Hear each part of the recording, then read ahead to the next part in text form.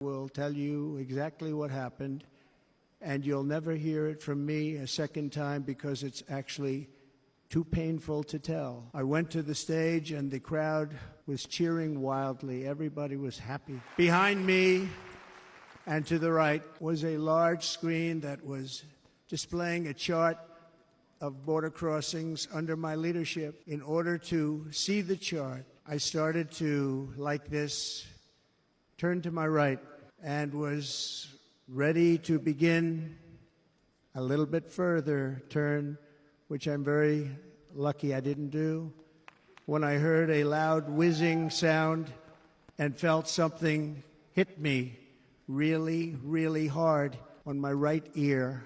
I said to myself, wow, what was that? It can only be a bullet, and moved my right hand to my ear, brought it down.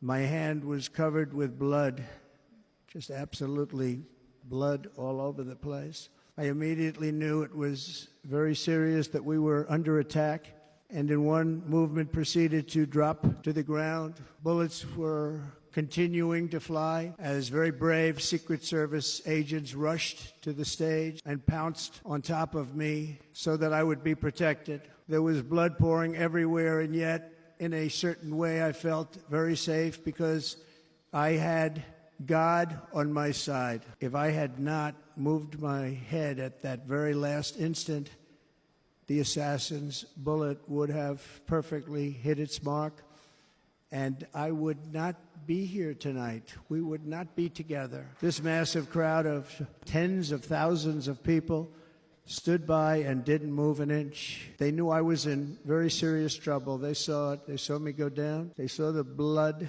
and thought, actually most did, that I was dead.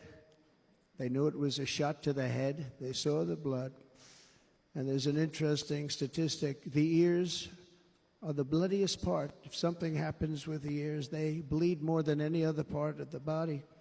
For whatever reason, the doctors told me that. I said, why is there so much blood? He said, it's the ears. They bleed more. So we learned something, but this beautiful crowd, they didn't want to leave me. They knew I was in trouble. They didn't want to leave me. And you can see that love written all over their faces. The bullets were flying over us, yet I felt serene. But now the Secret Service agents were putting themselves in peril. They were in very dangerous territory. Bullets were flying right over them, missing them by a very small amount of inches. And then it all stopped. Our Secret Service sniper, from a much greater distance and with only one bullet used, took the assassin's life. I'm not supposed to be here tonight. Not supposed to be here. No.